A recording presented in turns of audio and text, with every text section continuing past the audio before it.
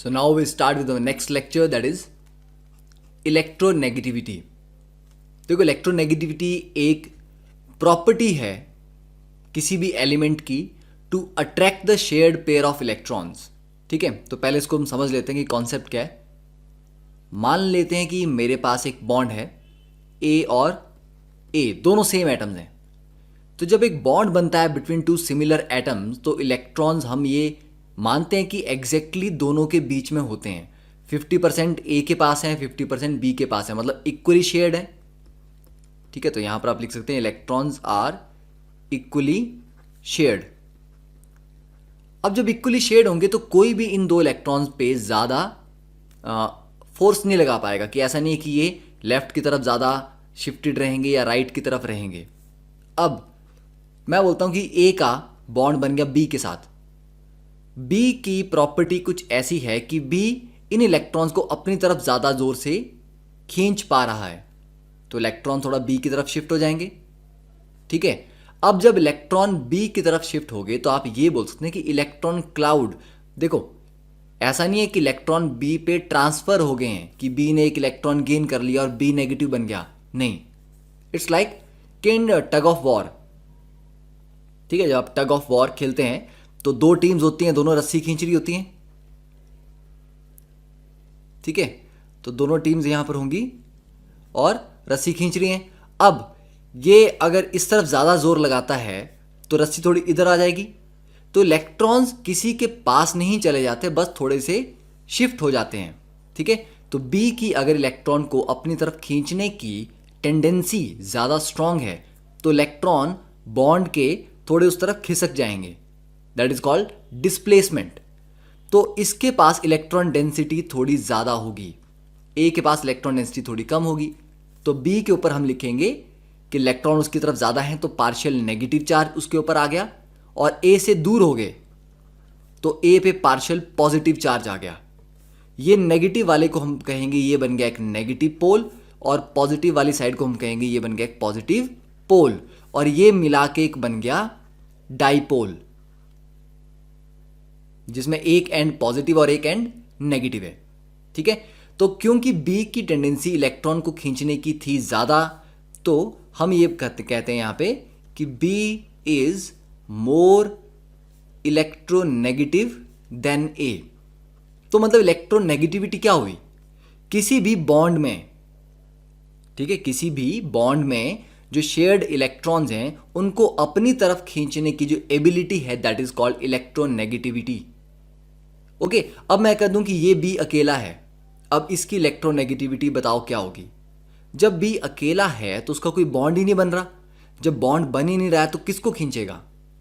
तो electronegativity bonded form में, जब वो ऑलरेडी बॉन्ड बना चुका है किसी के साथ, तब बॉन्डेड इलेक्ट्रॉन्स को अपनी तरफ खींचने की कैपेबिलिटी होती है. तो एक अकेले एटम की इलेक्ट्रोनेगेटिविटी जैसा कोई कॉन्सेप्ट नहीं होता. Electronegativity is always defined for a bonded state.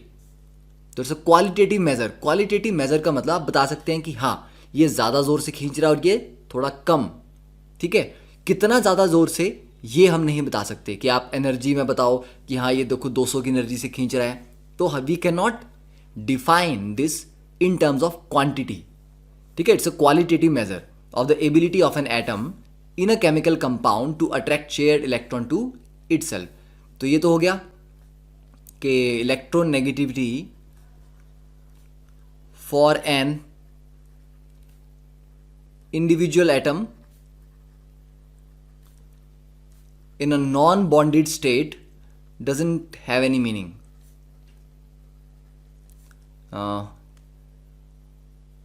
Doesn't have any meaning. ठीक है, अब दूसरी बात कि अगर ए को बी को या किसी को भी इलेक्ट्रॉन खींचने हैं, बी ए से खींच पा रहा है, हो सकता है सी से ना खींच पाए. ठीक है, कि सी और बी के बीच में बॉन्ड बन गया और सी उससे भी ज़्यादा इलेक्ट्रोनेगेटिव है, तो मतलब बी की जो इलेक्ट्रोनेगेटिविटी आ रही है वो अलग अलग सिचुएशन में अलग अलग आ सकती है. जैसे अभी बॉन्ड ए के साथ है, अगर बॉन्ड किसी और के साथ बनेगा तो बी की इलेक्ट्रोनेगेटिविटी चेंज हो सकती है. तो electronegativity depends on bonding conditions या बॉन्डिंग सराउंडिंग, कि उसके आसपास किस तरह का बॉन्ड बन रहा है, डबल बॉन्ड है, सिंगल बॉन्ड है, ट्रिपल बॉन्ड है, उन सब पे डिपेंड करती है। तो इसका एक सिंपल सा फॉर्मूला है, ठीक है। फॉर्मूला क्या है कि इलेक्ट्रोनेगेटिव डिफरेंस, दो एटम ए और बी के बीच में बॉन्ड बन रहा है, तो उन दोनों की ए और बी की इलेक्ट्रोनेगेटिविटी का difference chi A minus chi B is equal to 0.208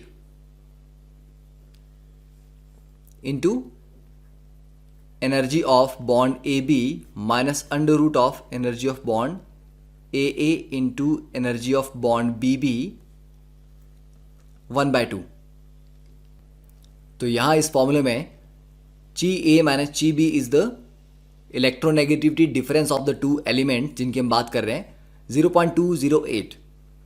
अब E A B means A B bond की बॉन्ड स्ट्रेंथ कितनी है, ए बॉन्ड की बॉन्ड स्ट्रेंथ कितनी है और बी बी बॉन्ड की बॉन्ड स्ट्रेंथ कितनी है, ठीक है। तो ये बॉन्ड स्ट्रेंथ, तो ये एक फॉर्मूला दिया था, किसने दिया था, ये लाइनस पॉलिंग ने। अब आप बोलोगे कि अभी तो सर आपने कहा कि इसको मेजर करना पॉसिबल नहीं है, it's not a measurable quantity. Linus Pauling ने एब्सोल्यूट वैल्यू नहीं मेजर की, लाइनस पॉलिंग ने रिलेटिव वैल्यू मेजर की। उसने जैसे कि हाइड्रोजन को एक रेफरेंस मान लिया, कि हाइड्रोजन को हम रेफरेंस मान लेते हैं, ठीक है। तो उसकी इलेक्ट्रोनेगेटिविटी डिफाइन कर दी 2.1। अब जो हाइड्रोजन से भी ज़्यादा इलेक्ट्रोनेगेटिव थे उनकी वैल्यू 2.1 से ज़्यादा आई, जो हाइड्रोजन से कम इलेक्ट्रोनेगेटिव थे उनकी वैल्यू हाइड्रोजन से कम आई। तो ये लाइनस पॉलिंग का दिया हुआ एक फॉर्मूला है इलेक्ट्रोनेगेटिविटी कैलकुलेट करने का। उसके बाद हमारे पास एक और फॉर्मूला है, ठीक है, दैट इज मुलिकन्स स्केल, ठीक है, मुलिकन्स इलेक्ट्रोनेगेटिविटी। तो मुलिकन ने फॉर्मूला दिया कि इलेक्ट्रोनेगेटिविटी क्या है, ionisation energy plus electron affinity divide by 2। It is the average of ionisation energy and electron affinity किसी भी एटम की। तो ये दो आपको याद होनी चाहिए कि मुलिकन के अकॉर्डिंग इलेक्ट्रोनेगेटिविटी कितनी होती है और पॉलिंग के अकॉर्डिंग। तो हम जो फॉलो करते हैं दैट इज पॉलिंग, कि पॉलिंग की स्केल को हम फॉलो करते हैं, ठीक है। अब नेक्स्ट, ये आपको मैंने बताई दिया नेक्स्ट पॉइंट, कि electronegativity of any given element is not constant. जैसे जैसे उसके सराउंडिंग चेंज होंगे, ठीक है, किन के साथ वो बॉन्ड बना रहा है, किन कंडीशन में बॉन्ड बना रहा है, डबल बॉन्ड है, सिंगल बॉन्ड है, ट्रिपल बॉन्ड है, ठीक है। तो ये इलेक्ट्रोनेगेटिविटी सेम एलिमेंट की चेंज होती रहती है। उसके ऊपर अगर चार्ज चेंज होता रहेगा तब भी इलेक्ट्रोनेगेटिविटी चेंज होती रहेगी, ठीक है। अब देखो नेक्स्ट कि इलेक्ट्रोनेगेटिविटी वेरी कैसे करती है, ठीक है, वेरिएशन कैसे है उसकी। अब lithium, beryllium, boron, carbon, nitrogen, oxygen, fluorine, अब आप अलोंग अ पीरियड चल रहे हो तो 1, 1.5, 2, 2.5, 3, 3.5, 4। Fluorine has the maximum electronegativity in the periodic table, ठीक है। तो fluorine is most electronegative element, इससे कोई खींच नहीं सकता इलेक्ट्रॉन, ओके। तो लेफ्ट टू राइट जा रहे हैं तो इलेक्ट्रोनेगेटिविटी बढ़ रही है, तो आप लिखेंगे कि electronegativity increases across a period. और डाउन द ग्रुप जब हम जाते हैं, देखो लिथियम से सोडियम पे आए तो कम हुआ, बेरिलियम से मैग्नीशियम पे आए तो भी कम हुआ, ठीक है। तो डाउन द ग्रुप जा रहे हैं तो कम हो रही है, तो increases across a period and decreases down the group. अब इनमें इंपॉर्टेंट वैल्यूज जो हैं वो nitrogen, carbon, oxygen, fluorine, sulphur, chlorine, ये तो आपको याद होनी चाहिए, ठीक है, हर हाल में आपको याद रहनी चाहिए, क्योंकि इन वैल्यूज के बेस पे हमें काफी कुछ प्रिडिक्ट करना पड़ेगा जब हम क्वेश्चन सॉल्व करेंगे, ठीक है। तो ये अक्रॉस अ पीरियड और डाउन द ग्रुप ये हो गया क्लियर।